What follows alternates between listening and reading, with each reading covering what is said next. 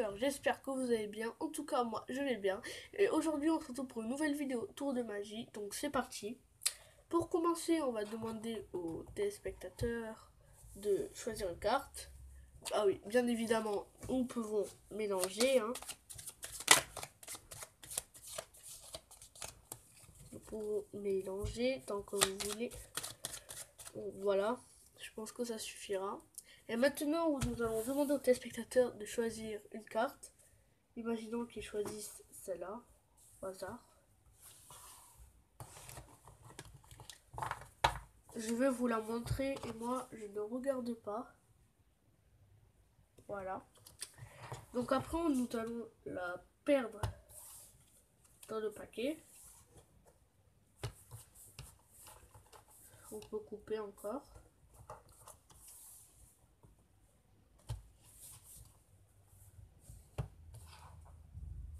Bon, voilà. Et maintenant, je vais retourner les cartes une par une et je vais essayer de trouver la vôtre. Par contre, si je me trompe, vous me dites rien. Donc, c'est parti.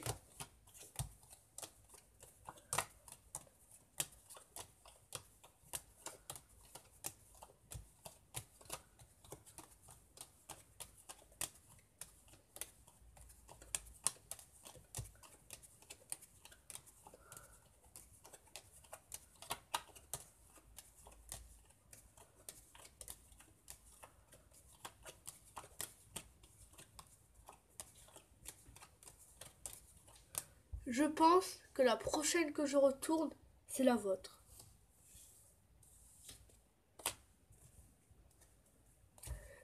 Je pense que c'est celle-là. Voilà. Donc pour les explications, c'est facile. Donc on se retrouve tout de suite pour que les explications, tout simplement. A tout de suite.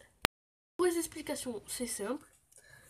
Alors, il faut juste mémoriser la carte qui est en dessous. Donc pour moi, c'est le joker. Moi, je mets toujours les jokers, que je trouve que c'est plus facile à mémoriser. Donc voilà, et le téléspectateur ne saura pas que vous avez mémorisé la carte du bas.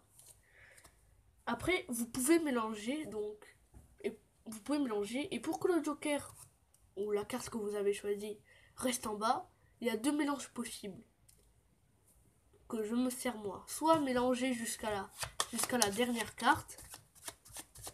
Donc on mélange jusqu'à la dernière carte et du coup le joker est en haut.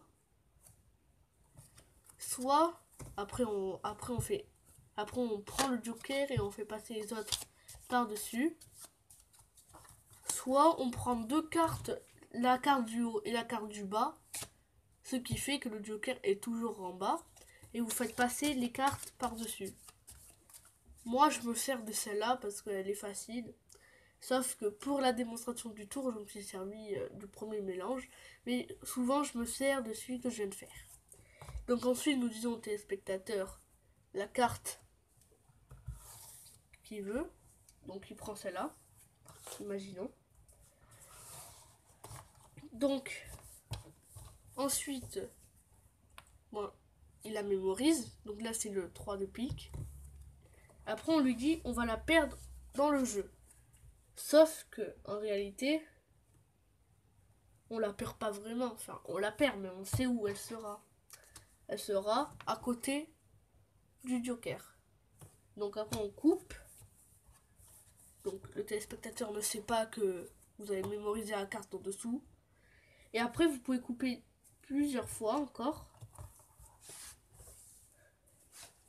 Voilà. Par contre, pour ceux qui ont la poisse comme moi, quand vous recoupez, des fois vous avez le malheur de recouper entre la carte que vous avez mémorisée en dessous et la carte du téléspectateur qui a choisi.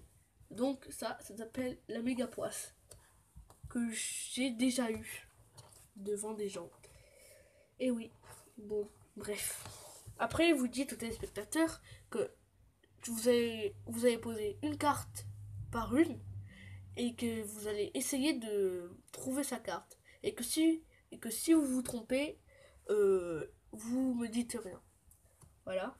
Donc après, vous faites défiler une carte après l'autre. vous les dispersez un peu partout pour pas que le téléspectateur se doute de quelque chose. Et ensuite, dès que vous voyez le joker, vous savez que la carte du téléspectateur est juste après. Donc là, il y a le joker. Et là, vous posez la carte juste après qu'il y ait la carte du téléspectateur. Et vous continuez à poser, mais vous devez toujours voir sa carte. Après, vous dites, je parie que la prochaine carte que je retourne, c'est la sienne, c'est la vôtre. Donc, le téléspectateur s'attend que vous retournez celle-là.